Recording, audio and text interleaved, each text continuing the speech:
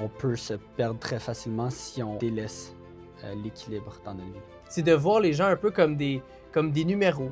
Te dire, est-ce que cette personne-là peut me rapporter X ou peut me rapporter Y, alors que cette personne-là devant toi a potentiellement besoin de toi. Tu peux pas être sociable sous condition que cette personne-là a une utilité dans ta vie. La sociabilité conditionnelle. Exact! En bout de ligne, ta mission, tu l'accomplis souvent en servant les gars. En ce moment, si je suis là puis je bouge pas, c'est la position d'équilibre parfaite. Il faut que tu te mettes en déséquilibre un peu pour avancer. En tout cas, en ce moment, on bâtit un mode de vie qui va nous permettre d'avoir une famille. J'en ai pris conscience, mais je suis pas encore parfait. Mais je vois les conséquences aujourd'hui. Il y a une partie de moi qui voulait même pas voir des gens parce que je me disais que c'était détrimental à ma quête. Puis aujourd'hui, je me retrouve un peu complètement vide avec « OK, oui, j'ai atteint mes objectifs, mais sans plus ». C'est un tout. Le momentum d'une chose t'en donne pour l'autre. Sauf qu'on n'est pas là à dire aux gens que c'est pas possible d'avoir du succès dans plusieurs sphères. Fait que pour être un homme qui est équilibré, un homme holistique, ce qui est important, c'est est-ce que je m'en vais dans la direction qui va m'amener à cet objectif-là? What's next? Ouais, c'est ça, what's next? Faut que tu redescendes ou faut que tu remontes plus haut? Épisode un vrai plaisir, épisode 2. On finit comme ça. Yes sir! Les Oiseaux, oiseaux, oui. man, j'ai jamais entendu ça, ils se battaient comme des malades. Noah, Nathan, épisode 2 sur l'équilibre. yes, puis l'équilibre, c'est vraiment important. Selon toi, c'est quoi la définition d'être équilibré? Puis pourquoi c'est important de l'être puis de prendre conscience qu'il n'y a pas juste une chose en vie? Mhm. L'équilibre, c'est important parce que sans équilibre, on peut aller dans une direction que ce soit l'obsession, on va aller d'un côté ou de l'autre, puis on va laisser de côté certaines choses qui sont importantes, qu'on peut considérer importantes, mais qu'on va quand même délaisser. Souvent, on peut penser à la famille. Des gens, ils vont dire « Ah, la famille, c'est important », mais ils vont pas suivre avec les actions, puis ils vont pas avoir un équilibre dans leur vie. Fait que l'équilibre, c'est d'avoir pas nécessairement allouer un temps puis une énergie égale, mais c'est d'avoir proportionnellement à la façon dont on accorde l'importance à ces facettes de notre vie. Puis en bout de ligne, l'équilibre, quand on revient à l'homme holistique, on pourrait le dire d'une autre façon puis dire l'homme équilibré. Parce que c'est ça, holistique, l'homme holistique dans le sens où c'est un homme qui est complet dans toutes ses facettes de sa vie et qui alloue du temps puis qui est dans une quête de devenir meilleur dans toutes ces facettes-là. Mais dans le même sens, on peut dire un homme équilibré est un homme qui va chercher à se développer dans toutes ces facettes-là. Donc, l'équilibre est très important.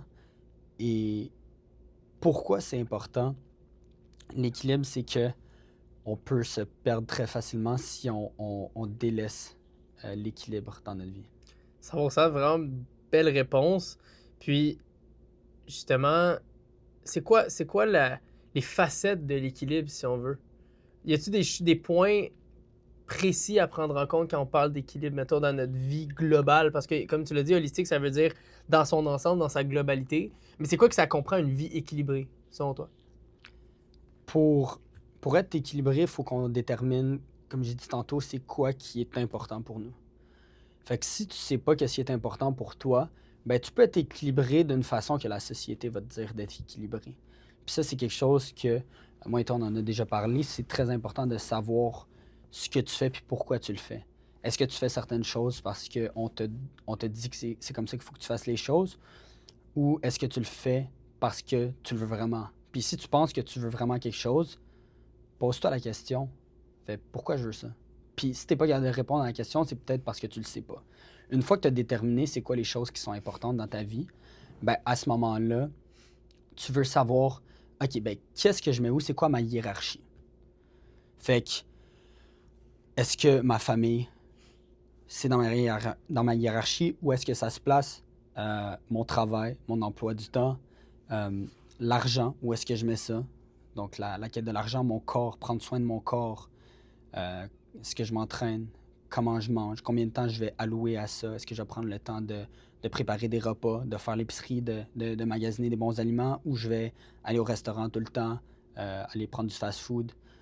Donc, il y a plusieurs sphères dans la vie d'un homme. On peut penser, on en a déjà parlé, mais le côté religieux, il y a le côté des relations amicales, relations amoureuses, il y a le bien-être, donc la santé physique, il y a les loisirs aussi. Donc, il y a tellement de facettes. Puis, pour arriver à être équilibré, il faut que tu saches justement comment tu catégorises ça. On peut penser à certains hommes qui, eux, vont attribuer beaucoup d'importance à des loisirs, puis ça devient obsessionnel. On peut penser à des jeux vidéo, par exemple. Il y a des gens qui vont passer des heures et des heures, vont passer des nuits à jouer à des jeux vidéo. Ça va devenir une obsession. Puis là, tu deviens déséquilibré parce que le temps que tu passes à quelque part, c'est du temps que tu passes pas à un autre endroit. Donc, si tu passes du temps à jouer du jeu vidéo, ben souvent, ce qui va payer, ben, c'est le sommeil. C'est ta santé physique. Donc, d'une autre façon aussi, les jeux vidéo, l'obsession aux jeux vidéo va souvent être vue d'une mauvaise façon parce que ça va être vu comme une perte de temps. Mais tout comme on peut être obsédé par les jeux vidéo, on peut être obsédé par la quête de l'argent, comme on en parle. Donc, la chasse à l'argent, la quête, chasing the money, ça, c'est une autre obsession que ça peut être. Puis ça a tendance à être glorifié dans notre société, cette quête à l'argent, à la richesse. Puis on va pas le voir comme étant une obsession. Donc c'est là que je pense qu'il est très important de faire, c'est de connaître les deux côtés. On a l'obsession, puis de l'autre côté, on a l'obsession à être équilibré aussi, puis d'essayer d'avoir tout planifié, puis de tout vouloir faire de façon égale. Mais le but, c'est pas que ce soit égal, c'est que ce soit équitable, dans le sens où tout a sa juste proportion et non seulement que tout soit égal au même nombre d'heures. Ouais, 100%. Puis, tu sais, c'est intéressant ce que tu dis, justement. On parle de quête d'argent parce que moi, c'est ça qui m'a fait réaliser l'importance de l'équilibre. Puis, je reviendrai parce qu'à un moment donné, quand tu cherches trop l'équilibre, ben là, tu oublies ce qui est vraiment important. Tu sais, c'est de faire la distinction entre les deux. Mais ce qui m'a fait vraiment réaliser que, justement, l'équilibre, c'est important, c'est dans une quête, exemple, de carrière, tu vas pouvoir, être d'accord avec moi sur ce point-là. Tu sais, on a beaucoup couru après le succès, l'argent et tout ça. Mais en bout de ligne, qu'est-ce qu'on a oublié dans le processus? Puis moi, personnellement, ce que j'ai oublié dans le processus, c'était toutes les choses autour de moi qui n'avaient pas rapport directement ou indirectement à cette quête-là. J'ai un exemple, tu sais, j'ai toujours été quelqu'un qui avait... Puis en général, tu sais, je parle de moi, mais tu sais, veux pas, tout le monde, je pense, c'est un fléau, là. C'est vraiment un Tu fléau. parles pour toi, mais il y a Ouais. beaucoup de personnes qui vont C'est ça. s'identifier à ça. Exact, c'est vraiment un fléau de société, je pense, de vouloir courir après quelque chose disproportionnellement, puis de le vouloir un peu trop.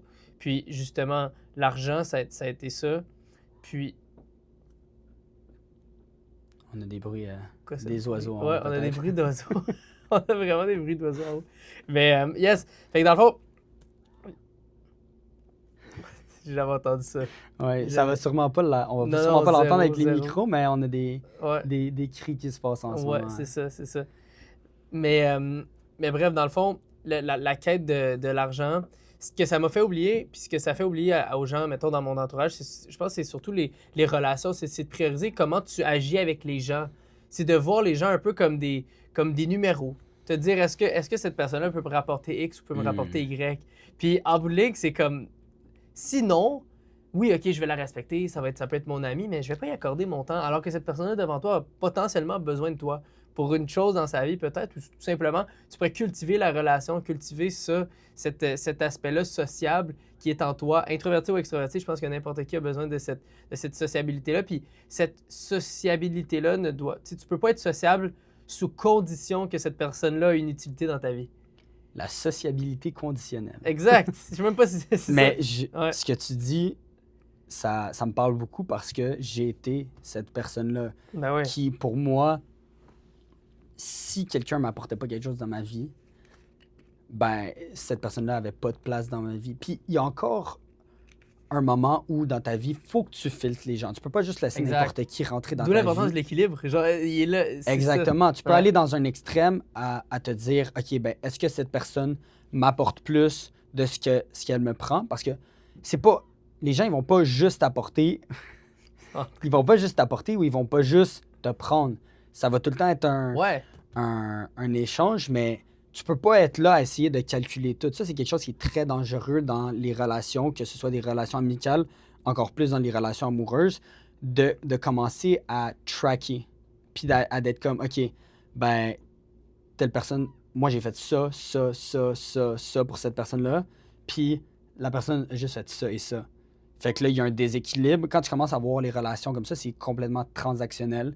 Puis Ben oui. ça va faire en sorte que tu vas pas valoriser autant ces relations-là. Puis tu as beaucoup moins de fulfillment dans ces relations-là. Du moment que j'ai commencé à voir mes relations différemment, puis à penser, OK, comment je peux apporter aux autres, ça change complètement la façon comment tu vois les autres, puis comment tu vas même apprécier ces relations-là plus, même si en bout de ligne, sur papier, tu serais perdant dans ces relations-là, parce que à aider, tu reçois. Exact. Puis, c'est fou, j'ai jamais entendu ça. Première fois, Les oiseaux se battent. les oiseaux, il y a quelque chose Il y a qui se quelque donne. chose qui se donne sur le toit. Mais bref, tu sais, c'est ça. Puis, dans un sens, d'avoir trop de relations. Tu sais, les relations transactionnelles, Mhm. ça peut te servir pour un temps, là, on s'entend. Mais à un moment donné, il en vient un point où est-ce que tu réalises que tu as une mission, puis tu t'es acharnément à la recherche de succès. Et là, tu mets de côté tes relations, mais il y a un moment où est-ce que tu te rends compte que tes relations, c'est la chose la plus importante dans la quête du succès. Mm. Parce que tu apprends certaines choses en relation avec les gens. Tu apprends comment aimer les autres. Tu apprends comment être serviable, comment servir ces gens-là. Ce qui est le principal facteur de réussite de ta quête. Fait que c'est comme un servicieux qui fait en sorte que tu t'enfonces à ne pas être sociable. Mais la chose numéro un qui va faire en sorte que tu vas mettre toutes les chances de ton côté de réussir, c'est cet aspect sociable chez toi, d'aimer de servir les gens, parce qu'en bout de ligne, ta mission, tu l'accomplis souvent en servant les gens. C'est vraiment comme ça qu'il faut voir. C'est si tu te mets dans une position de servir les gens, ben tu vas en ressortir beaucoup plus. Puis comme comme tu le dis, je pense qu'il y a différentes façons que tu peux servir les gens, mais aussi les gens ils vont avoir tendance à catégoriser le type de relation, puis à se dire, OK, ben, par exemple, dans un contexte de travail ou dans un contexte professionnel ou de business, c'est correct que j'ai des relations transactionnelles parce que c'est comme ça que la majorité des gens font. C'est comme, OK, ben, si on peut faire de la business ensemble, ben là, ça va être transactionnel. Si je t'apporte plus que toi, tu m'apportes, ben, cette relation-là est terminée. Sauf que je pense que cette attitude-là, on peut l'appliquer aussi dans le monde de la business, dans le monde du côté professionnel également. 100%. Puis quand on parle d'équilibre, il y a une notion de sacrifice parce que pour avoir un équilibre, tu dois sacrifier certaines choses, tu sais. Mm. Puis c'est le principal point, le principal point de friction, je pense, dans la quête de l'équilibre, c'est de devoir sacrifier des choses, mais aussi accepter que tu n'es pas obligé de sacrifier quelque chose pour avoir ce que tu veux. Mhm. Donne un exemple. Souvent les gens qui vont courir après, exemple, seulement être avec leurs amis, ben, ce qu'ils sacrifient en bout de ligne, c'est une carrière épanouie. Mhm. Mais les gens qui courent après une carrière épanouie, ce qu'ils sacrifient en bout de ligne, c'est des amitiés solides. Fait que c'est pas qu'un va sans l'autre. Les deux vont en symbiose, c'est juste que tu dois doser. Puis l'équilibre, c'est le dosage de non, c'est correct, là, je peux sortir de ce que je fais pour aller donner du temps à quelqu'un d'autre parce que ça va m'apporter à moi comme ça va apporter à la personne. Tu sais. À quoi ça ressemblerait une vie équilibrée? Bonne question. Bonne question. Je pense que c'est très, très relatif à la personne. Mais une vie équilibrée, c'est une vie, justement, comme tu parlais, où est-ce que tu as pris conscience des choses qui sont importantes, tu sais, tes critères, dans le fond, les critères que tu veux pour ta vie. La santé, les relations, la carrière, la spiritualité, le divertissement. Tu sais, faut se divertir aussi, c'est important. Je pense que trop de monde oublie de le faire. Mais une vie équilibrée, je pense que c'est une vie où tu arrives à la fin d'une semaine puis tu ressens pas un vide. Genre. Puis tu vois, je t'en parle en ce moment puis je me rends compte à quel point je suis loin de l'équilibre que... Excuse. Je suis loin de l'équilibre que je souhaiterais avoir. Je pense que c'est le cas de beaucoup. Parce que justement, à la fin d'une semaine, c'est vendredi soir, samedi soir, as-tu l'impression que tu as été rempli par toutes les choses que la vie avait à offrir ou que tu as juste fait une chose? Mais ce qui est difficile là-dedans, vraiment, je pense, pour tout le monde, c'est justement de doser. C'est que j'ai juste, genre, faut que je fasse. Il y a t'as tes responsabilités. Fait qu'il faut que tu le fasses. Fait qu'à un moment donné, comment tu veux arriver à la fin de la semaine puis être content d'avoir tout fait quand il fallait que tu travailles tous les jours sur la même chose? Puis là, la notion de sacrifice, c'est comme, je suis conscient que je dois avoir une vie équilibrée, puis vivre une vie équilibrée, puis je vais faire mon possible pour prendre toutes les petites occasions que j'ai, pour profiter des autres choses que la vie a à offrir.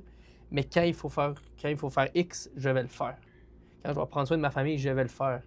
Quand je dois être avec mes amis, je vais le faire. Quand je dois travailler, je vais le faire. Ça, c'est Être capable de mettre pause. Être capable de mettre pause. Ou dire, non, au contraire, on met la pédale au fond. Puis après ça, la semaine d'après, ça sera plus équilibré. Mais ça, c'est un bon point que tu apportes. C'est quand tu es en train de faire quelque chose, fais-le.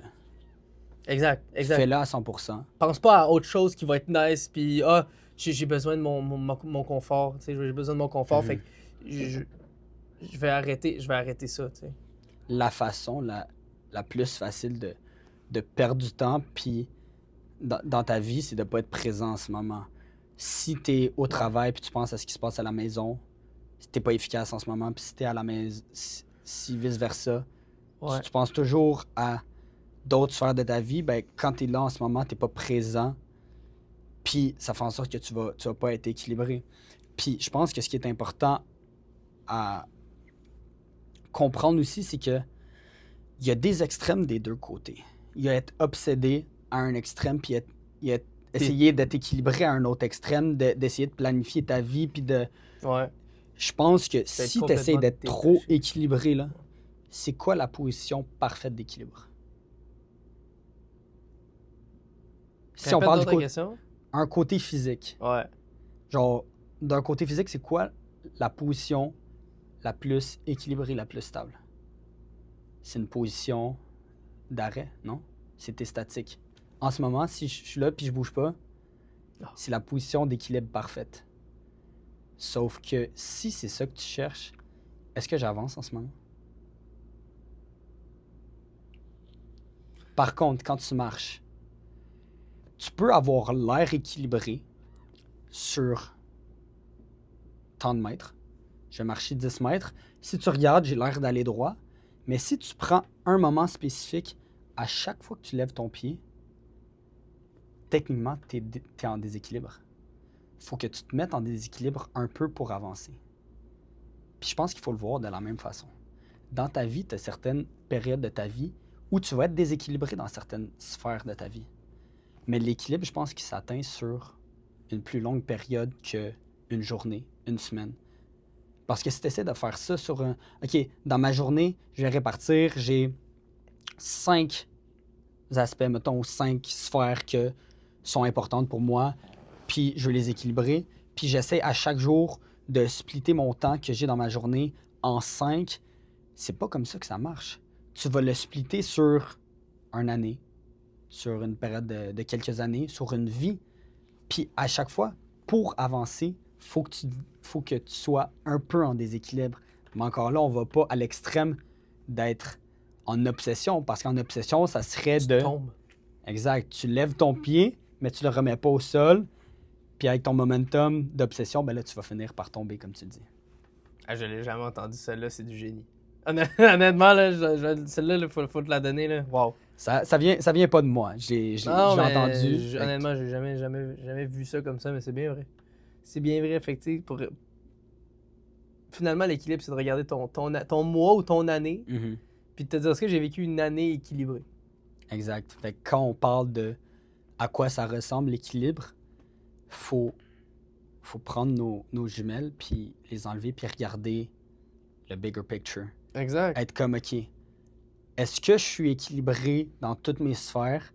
Mais l'équilibre, il vient avec un timeline. Si tu dis je suis équilibré, OK, quand? Ah, est-ce que je suis équilibré aujourd'hui? Non.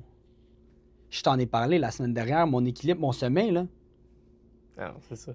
Mais quand tu regardes, c'est sur un horizon qui est plus grand. OK, je vais être équilibré ailleurs. Là, il y a une obsession en ce moment. Puis là, quand cette période-là de ma vie va être terminée, ben là, je veux rétablir. Tu veux pas rester dans cette obsession-là parce que c'est là que tu tombes dans cet extrême. Donc, quand on parle de à quoi ça ressemble l'équilibre, ça ressemble de définir c'est quoi qui est important pour toi. Regarde c'est quoi, à quel moment dans ta vie tu te trouves. Est-ce que tu es en début de carrière? Est-ce que tu es marié, tu es célibataire? Est-ce que tu as des enfants, tu n'as pas d'enfants? Tout ça va faire en sorte que ben, tu vas prioriser certaines choses ou non. Mais le problème, c'est que quand tu changes de phase de vie, c'est de rester dans ce déséquilibre-là et de ne pas rebalancer par la suite. Donc, sache que tu es dans un moment qui est de déséquilibre, mais que tu ne dois pas rester dans ce déséquilibre-là, sinon tu tombes. Vraiment bien dit. Puis je pense que, tu sais, c'est ça. De prendre compte. Ça revient encore, tu sais, notre sujet principal la dernière fois, c'est vraiment d'être conscient de nous-mêmes. Mm-hmm. Mais je pense que c'est ça aussi. L'équilibre aussi, c'est de savoir quand est-ce que toi, tu as besoin de sortir de ton déséquilibre et te dire, OK, j'ai besoin d'une journée ou deux, là, parce que sinon, je vais y laisser ma peau. Tu sais. Exact. Fait qu'il faut être conscient de ça. Puis une très bonne façon de prendre conscience des choses, c'est de s'arrêter, d'y penser, puis d'écrire. Moi, j'aime ça journal. J'aime ça écrire. Ça te permet de prendre conscience de toi-même.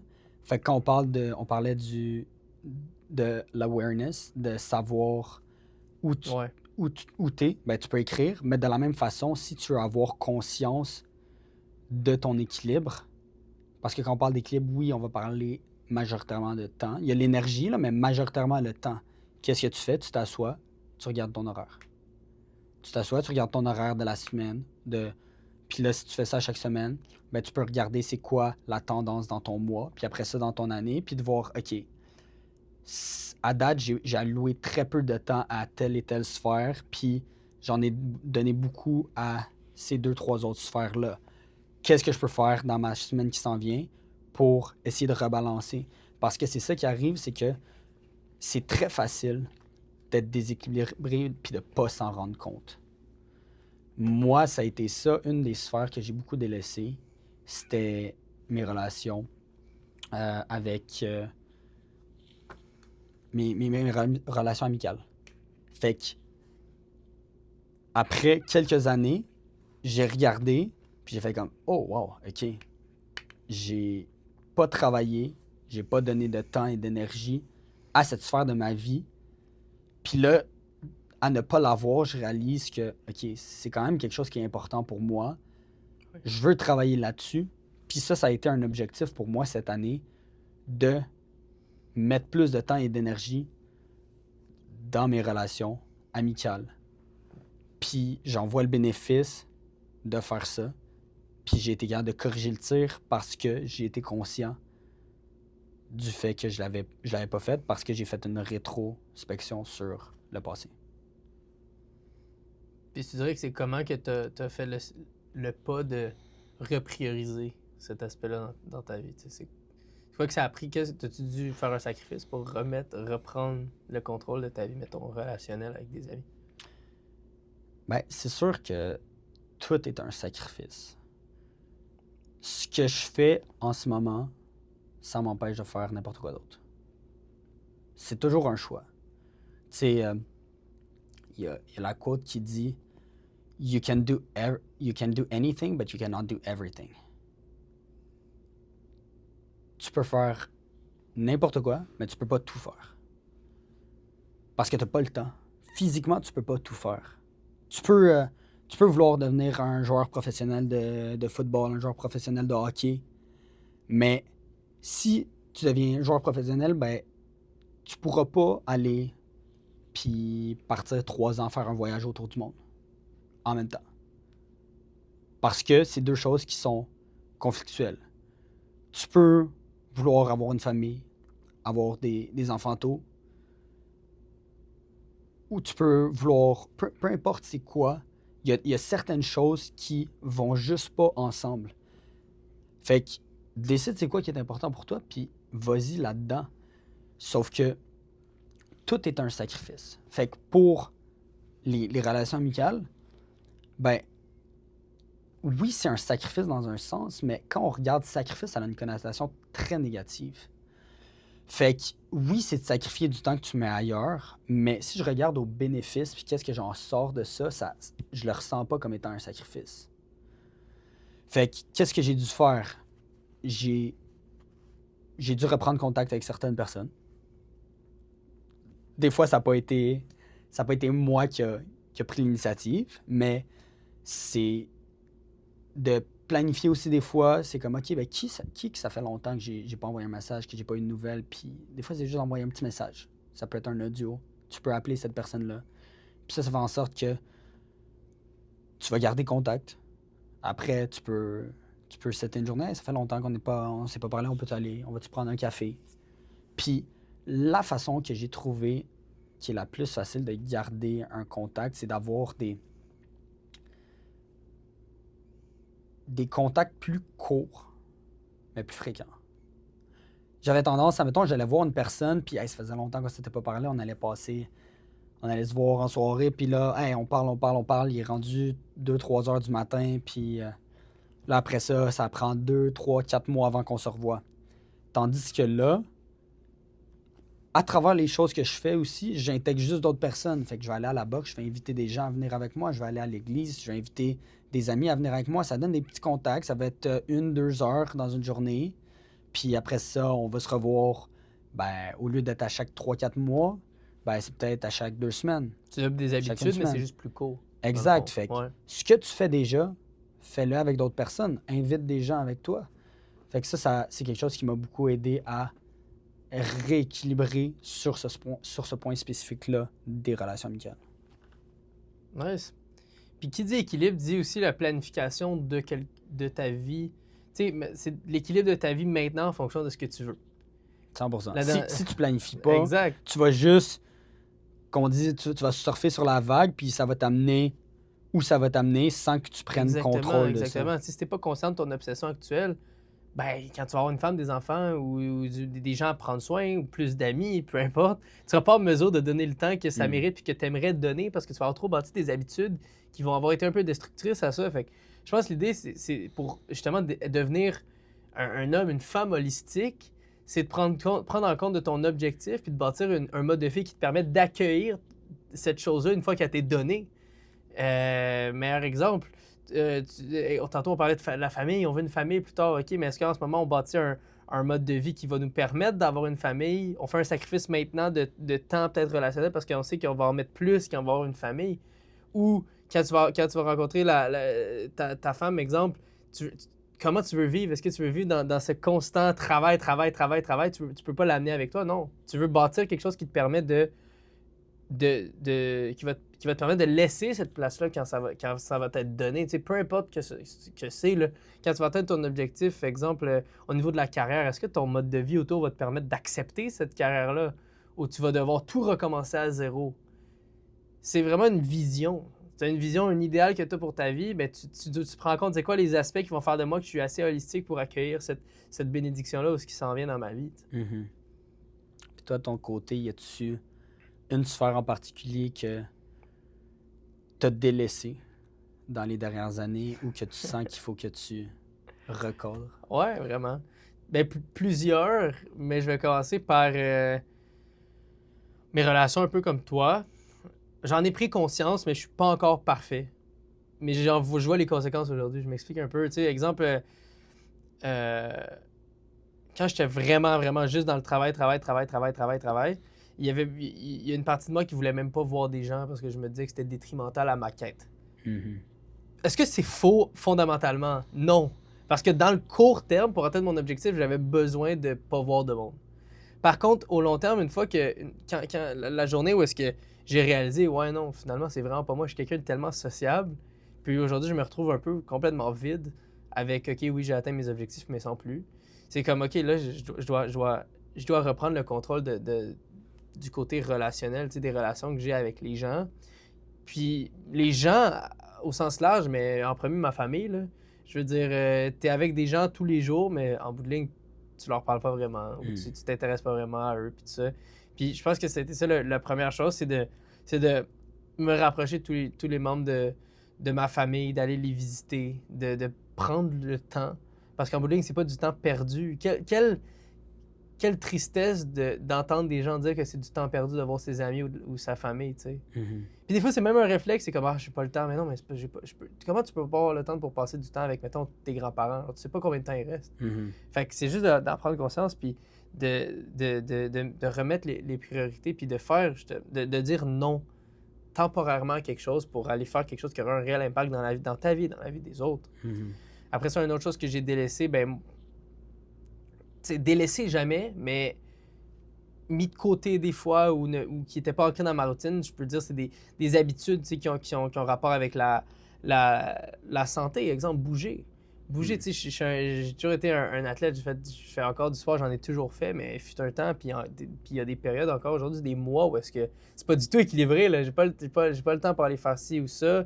Mais le mois d'après, tu vois, quand tu parlais d'équilibre, puis on voit comme sur plusieurs mois, le mois d'après, ben, c'est pas long que ça revient, tu sais. Mhm. Je peux commencer à courir, je peux commencer à m'entraîner, puis ça. Mais l'idée, en bout de ligne, c'est justement de savoir que, OK, ben, le mois prochain, je vais me reprendre. Par contre, si j'ai des objectifs, je peux pas toujours faire un puis l'autre, puis un mois non, un mois oui, un mois non, un mois oui. Puis Je n'atteindrai pas mes objectifs. Fait que là, c'est d'aller trouver la discipline dans l'équilibre aussi. le point que tu apportes est intéressant parce que quand on parlait, faut que quand tu es en mouvement, ben, tu vas être déséquilibré par moment. Sauf qu'il y a certaines sphères de notre vie ou de certaines habitudes que tu peux pas te mettre à voir ça de cette façon-là. Tu sais, c'est un peu le on and off. Là. Tu vas aller au gym on and off, tu vas faire comme, OK, ben là, je vais aller au gym intense là, pendant une semaine. Là, je vais me briser le dos, puis j'irai plus après. Puis après, je vais plus pendant le reste du mois. Il y a des choses que c'est vraiment le compound effect. Faut que tu y ailles, puis t'es mieux d'en faire un petit peu à chaque jour, puis de bâtir l'habitude, puis d'y arriver. Que ce soit l'entraînement, que ce soit...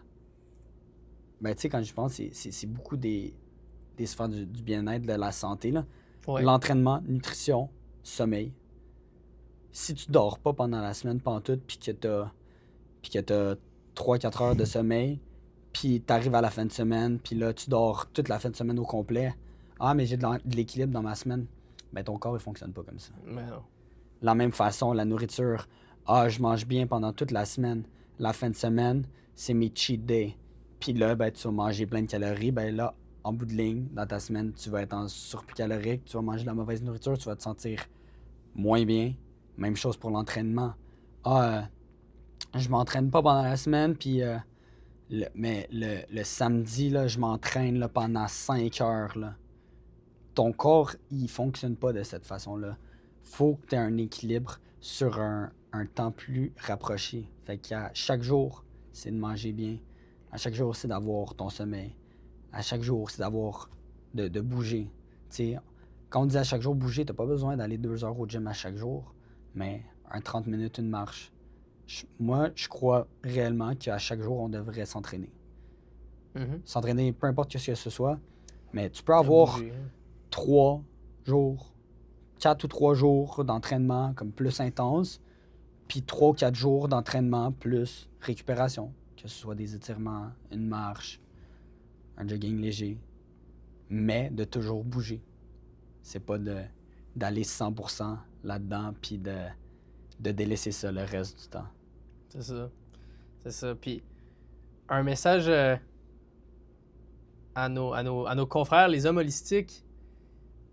Ce que tu délaisses aussi des fois dans la quête, c'est tu te dis je m'en fous des filles complètement, genre je veux rien savoir. Correct, je comprends pour un temps. Mais oublie pas que tu dois te préparer à être la personne entre-temps, tu sais, qui va être assez équilibrée pour. Sinon, ça sert à rien. Si tu penses que tu vas attendre, ça va t'être donné en bout de ligne, que la femme de ta vie va t'être donnée comme sur un plateau d'argent, puis que tu n'auras rien eu à faire à part d'oublier le fait que tu voulais parler à une fille. Bonne chance, parce que tu vas avoir une belle surprise. Une belle surprise, tu sais, honnêtement. Une surprise du genre... ah ouais, finalement, je n'étais pas du tout la personne que je pensais que j'étais. Là. Parce que finalement, tu pensais que tu étais équilibré, puis tu développais des traits, mais finalement, tu développes pas du tout des bons traits. Là. Commence à te préparer maintenant. Ben, c'est ça, puis bâti, c'est un équilibre dans la préparation, tu sais. Mhm. Puis mettons, quand on parle d'équilibre, tu penses que c'est où que les gens ils ont le plus de difficultés ou c'est où qu'ils ils comprennent le moins bien cette facette-là de l'homme holistique? Je pense que c'est dans la conscience que que c'est un tout. Que quand tu es sur un momentum de quelque chose, quand tu fais bien une chose, mais tu fais bien une chose, tu fais bien l'autre chose, après ça, une troisième chose, puis une quatrième chose, tu comprends que si tu arrives à comprendre c'est quoi atteindre, c'est quoi la quantité de travail, exemple, qui va te rendre satisfait puis qui va t'avoir permis, ben, tu sais, c'est l'équilibre. Dans le fond, c'est l'équilibre entre je suis satisfait puis j'ai travaillé assez d'heures. Sois conscient de c'est quoi ce nombre-là. Ça, sois conscient de c'est quoi le nombre d'heures d'entraînement qui te permet d'atteindre tes objectifs. Sois conscient du nombre d'heures qui te permet d'être épanoui socialement, puis tous les autres aspects. Exemple, si on prend conscience de tout ça, puis qu'on l'applique, ça devient juste une belle roue. Une roue qui fait en sorte que tu as une habitude, tu bâtis une routine, fait que c'est un tout. Le momentum d'une chose t'en donne pour l'autre. Hmm. Sauf que quand tu fais tellement une chose, ben c'est parce que cette chose-là te draine puis tu n'as aucun moyen d'aller avoir un momentum. Fait que d'être bon dans une sphère, puis de travailler sur une sphère, ça va te donner de la motivation. Pour travailler sur l'autre, à Pour- moins que la première sphère te draine complètement. Tu sais, moi, le premier, là, mon travail me draine complètement. Les projets, les ambitions puis tout, Mhm. fut un temps, puis parfois, ça me draine complètement. J'ai aucun temps puis aucune énergie pour faire quoi que ce soit d'autre. Alors, comment j'ai bâti un équilibre? Mhm. C'est pas possible. Pour ça que, tu sais, heureusement que je calcule pas mon équilibre en mois, mais plutôt en 6 mois ou en années, parce que sinon, ben, ça ferait aucun sens. Ça n'aurait aucun sens. Mais même dans le long terme, ça peut être des périodes prolongées de temps où est-ce que c'est trop drainant. Mais quand tu réussis à trouver le sweet spot qui fait en sorte que tu as une quantité sociale, une quantité de travail, une quantité de bien-être qui te convient, mais tu fais cette roue-là, puis là, tu es dans un vrai momentum, puis tu as envie de faire la chose qui s'en vient parce que tu sais qu'un ne t'a pas drainé de l'autre. Puis similairement, je pense que si tu te mets à délaisser une sphère de ta vie, ben, c'est comme si tu te donnes le droit d'en délaisser une autre. Puis là, ça devient le cercle vicieux. Fait que tu peux autant avoir un cercle vertueux où tu vas prendre le contrôle d'une sphère, puis ça va te donner ça donne la confiance, la motivation de prendre le contrôle d'une autre, d'une L'autre, deuxième, ben oui. d'une troisième, d'une quatrième sphère. Tant que si tu es en train de te délaisser dans une sphère, ben là, ça peut venir en sorte que tu vas en délaisser une deuxième, une troisième, puis là, tu vas juste être obsédé par une de ces sphères-là. Exact, puis cette sphère-là va te drainer pas à peu près. Elle va vraiment te drainer sans arrêt parce que tu vas être constamment en train de te demander OK, mais pourquoi je suis fatigué? C'est parce que je fais pas assez de trucs ou tout ça, tu sais. Puis est-ce que ça se peut que certaines personnes ils deviennent obsédés par une sphère parce qu'ils sont pas prêts à faire le travail? Fait que c'est une façon d'éviter les autres sphères, ben, ils vont devenir obsédés. On peut penser aux gens qui sont obsédés par leur travail, puis là, ils vont passer moins de temps à la maison avec la famille, puis ils vont utiliser ça comme prétexte parce que peut-être qu'il y a des situations qui vont moins bien à la maison, qu'ils veulent pas adresser, Un échappatoire, là. Exact. Ouh. Ouais, je pense que c'est vraiment une bonne analogie. Je pense qu'on peut dire que l'obsession, c'est plus un échappatoire à quelque chose. Soit que tu as de la difficulté, soit une douleur. Tu sais, exemple, justement, tu pas capable de bien adresser des situations, mais tu peux te noyer dans du travail, par exemple, parce que tu n'auras pas à le faire. Tu n'auras tout simplement pas à le faire, puis tu vas être en mesure, parce que tu travailles beaucoup, de te convaincre que tu fais quelque chose qui va avoir un impact positif, parce qu'exemple, tu ramènes de l'argent. Mais d'un autre côté, il y a beaucoup de monde qui vont, tu sais, les gars qui vont au gym parce qu'ils veulent enterrer la douleur ou la peine ou quelque chose comme ça, là. Ou qui travaillent pour pallier à la solitude, ou que quand ils se sentent seuls, le premier réflexe, c'est pas de... Tu sais, leur premier réflexe, c'est pas nécessairement d'aller vers Dieu ou c'est pas nécessairement de voir quelqu'un, c'est plutôt de se dire qu'ils n'ont pas assez travaillé puis que de travailler plus, ça va leur faire oublier le fait qu'ils sont seuls. Mais la racine du problème, c'est pas qu'ils manquent de travail, au contraire. C'est que c'est ce que tu fais de mieux à l'instant. Puis pour oublier le reste qui va pas bien, tu te remets, puis tu te remets dedans, puis tu te remets dedans, puis en bout de ligne, c'est ça, tu sais. Puis oui, tu vas avoir des résultats, là, c'est clair, mais tu vas te retrouver vide un peu à la fin. Ben, c'est là qu'on voit, tu sais, tu peux penser à la personne qui a du succès monétairement, mais qui, tu regardes les autres sphères de sa vie, ça se peut qu'il soit pas en bonne forme physique, que ses relations soient pas présentes, que sa vie amoureuse est inexistante. Ouais. Tu sais, il y a plusieurs sphères, sauf qu'on n'est pas là à dire aux gens que c'est pas possible d'avoir du succès dans plusieurs sphères. C'est pas Ben, soit t'as du succès dans une sphère et t'es médiocre dans les autres, ou t'es average dans toutes tes sphères. C'est possible d'avoir du succès financièrement, d'avoir un bon mariage, d'avoir une belle famille que tu passes du temps avec, d'être en bonne santé physique. C'est possible d'avoir tout ça. mhm. C'est possible d'avoir tout ça de manière équilibrée, sans excès. Je pense que c'est surtout ça. Puis si on aurait, mettons, une chose à dire, parce que le changement, il se fait pas instantanément. Mais mettons quelqu'un qui en ce moment est en train de prendre conscience du fait que, OK, ben, ça se peut que je m'en vais pas dans cette direction-là. Parce que l'équilibre, je pense pas que c'est quelque chose que tu atteins. C'est pas un objectif, c'est pas une place que tu arrives, tu te dis, ah, je suis équilibré, Pas quantifiable. puis là, tu restes là, puis tu te reposes. C'est une direction dans laquelle tu vas. Fait que soit tu t'en vas dans la direction où tu es de plus en plus équilibré, soit tu vas dans l'autre direction où tu es de plus en plus obsédé par une chose et tu délaisses d'autres sphères. Fait que quelqu'un, mettons, qui réalise qu'il s'en va dans cette branche-là, puis qui veut bifurquer, puis commencer à vivre une vie plus équilibrée, ce serait quoi, mettons, une chose que tu lui dirais qui serait très importante en ce moment? Calculer l'impact de continuer comme ça pendant plus que 2 ans. Fait que de visualiser Ouais. où est-ce que tu vas être dans Ouais. 2 ans si tu continues dans la Ouais. même ligne. Les conséquences que ça peut avoir. C'est aussi simple que ça, tu sais. Ben, en fait, c'est plus facile à dire qu'à faire, mais tout le monde est minimalement capable de se projeter. Puis ici, tu prends conscience de l'ampleur, justement, de ton obsession ou de ton manque d'équilibre, tu es capable de savoir que ça va juste aller en s'empirant. Puis que tu vas sacrifier bien plus de choses que tu devrais pas sacrifier, plus ça va. Parce que regarde où est-ce que tu étais il y a 1 an, puis regarde où est-ce que tu es aujourd'hui.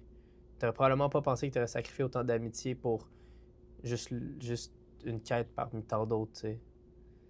Fait que fais x2 si dans 2 ans, fais x3 si dans 3 ans. Puis est où ta vie? Est-ce que tu as un nombre d'amis négatifs, genre? Si là, t'avais X nombre de personnes proches vers qui tu pouvais aller, t'es rendu à ça, tu divises par 2. Si tu divises encore par 2, t'es-tu dans le négatif? Comme, tu sais, c'est ça. Là. À un moment donné, faut être capable de se projeter. Là. Puis ça veut pas dire que du jour au lendemain, tu vas être parfait, mais au moins, tu vas vivre avec une mentalité qui va être plus adaptée à ce que tu cherches réellement. Parce que souvent, tu cherches quelque chose, tu veux quelque chose, puis tu te retrouves dans une situation qui finalement, ben, ça ne l'est pas. Parce qu'il y avait d'autres facteurs autour à prendre en compte. Il y a d'autres choses dans ta vie que tu dois cultiver pour atteindre l'objectif qui est le plus grand. Là. Comme, je vais donner un exemple super simple. Quand j'ai réalisé justement que j'avais plusieurs relations transactionnelles, ben, j'étais un peu désaligné parce que je me rendais compte que la mission que j'avais réalisé que la mission que j'avais, c'était d'aider les autres. Je voulais aider les autres, je voulais rassembler les autres, je voulais avoir un impact positif dans la vie des gens. Puis je voulais évidemment vendre mes services, puis tout ça, là, ça va de soi. Mais comment est-ce que je pouvais être en mesure de savoir comment j'allais accomplir ma mission, qui était d'aider et rassembler des gens, si tout ce que je trouvais à faire, c'était d'évaluer les critères des gens qui étaient devant moi? C'est ça la logique, là. C'est comme comment c'est humainement possible d'atteindre ma mission si je suis même pas capable de bâtir un lien solide, alors que de base, je suis quelqu'un qui aime la connexion, mais j'ai comme tout détruit cet aspect-là en quête de atteindre mes objectifs. Mais pour atteindre mes objectifs, il manquait le côté le plus important, puis c'était de savoir comment servir les autres, aider les autres. T'sais. Fait que pour être un homme qui est équilibré, un homme holistique, ce qui est important, c'est de savoir c'est où tu veux aller. Pour après définir c'est quoi qui est important pour toi puis qui va t'aider à te rendre à cet objectif-là. De prendre conscience de où tu es en ce moment et que si tu continues dans cette lignée-là, de prendre conscience, est-ce que je m'en vais dans la direction qui va m'amener à cet objectif-là? Puis après ça, de prendre action à savoir, est-ce que je double down dans la direction où je m'en vais ou j'ai des ajustements à faire? Puis la réalité, c'est que la majorité du temps, il va falloir que tu fasses des ajustements constants. Mais pour faire ça, il faut que tu ajustes, puis après, tu revérifies. Il y a toujours un processus de rétrospection. Réajuste, ajuste-toi, puis après, fais une rétrospection. Puis quand tu fais ta rétrospection, ben, tu vas t'ajuster encore. Puis tu fais une rétrospection. Puis ça se peut à un moment de ta vie que tu te rends compte que hey, quand tu fais ta rétrospection, ton objectif ici, là, tu te dises pourquoi est-ce que je vais vers là? Ça se peut que cet objectif-là ait changé. Fait que là, tu retournes au début. OK, ben, tu vas changer de direction, mais sur ton objectif. Après ça, mon nouvel objectif, c'est quoi les choses qui sont importantes pour atteindre cet objectif-là? Est-ce que où je m'en vais en ce moment, ça m'amène là? Non. Réajuste, rétrospection. Réajuste, introspection. Puis c'est un processus constant, comme on dit. Exact. T'arrives pas à l'équilibre. C'est ça. Puis juste ajouter à ce que tu viens de dire qui était vraiment, vraiment bien. Comme on parle d'un objectif, mais c'est plus qu'un objectif, je pense que c'est de savoir ton idéal. Genre, autour de ton objectif, qu'est-ce qu'il y a? Parce que concrètement, pour atteindre ton objectif, tu peux être obsédé puis tu vas l'atteindre ton objectif. Mais pour atteindre l'idéal autour de ton objectif, puis le sentiment de plénitude à la fin de ta quête, quoique ta quête finit jamais, mais à la complétion du premier objectif, mettons sur ta liste, vas-tu être au stade où est-ce que tu penses être? Vas-tu être heureux comme tu penses être quand tu vas l'atteindre, l'objectif? Oui, si tu as maintenu un équilibre pendant la quête. Non, si tu as tout délaissé autour. Puis je pense que j'ai mal défini.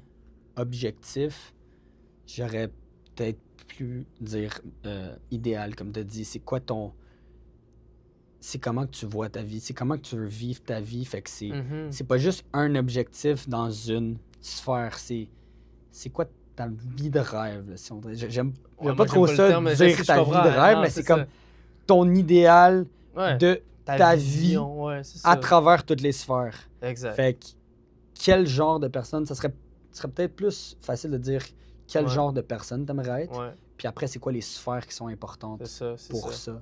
Après ça, est-ce que je m'en vais dans la bonne direction? C'est ça. Applique. Ouais, parce que, tu sais, on s'entend, s'il y a une période de ta vie où est-ce que tu as un objectif en tête, puis tu es conscient que tu pourrais l'atteindre, mais c'est au détriment des autres choses, fais-le, mais ce sera peut-être pas aussi glorieux à la fin. Faut que tu sois conscient des choix que tu fais puis des impacts que ça a, parce que si pour toi cet objectif-là en vaut la peine de délaisser toutes ces choses-là, mais que tu en es conscient, tu peux le faire avec la confiance que tu te dis « Ok, ben je sais dans quoi je m'embarque ». Sauf que le problème, je pense, c'est que la majorité du temps, les gens ils sont pas capables de mesurer l'impact réel de délaisser plusieurs autres sphères pour un objectif. Parce que tu idéalises ton but, tu idolâtres littéralement la destination. Mais tu prends pas conscience de... C'est parce que tu arrives en haut d'une montagne, tu as le point, tu peux planter ton drapeau au milieu, ton objectif c'est de planter le drapeau, mais autour c'est des précipices. Là. What's next? C'est ça, what's next? Faut que tu redescendes, faut que tu remontes plus haut, mais il y a quand même des choses autour. Là. Si tu montes, mais t'as oublié que pour redescendre, ça te prenait un parachute. T'es pas plus avancé, t'es pogné en haut et t'es pas content. Noah, c'est un plaisir. Épisode 2. Vrai plaisir. Épisode 2. On finit comme ça. Yes, sir. Les Oiseaux, oiseaux, hein. man, j'ai jamais entendu ça. Ils se battaient comme des malades.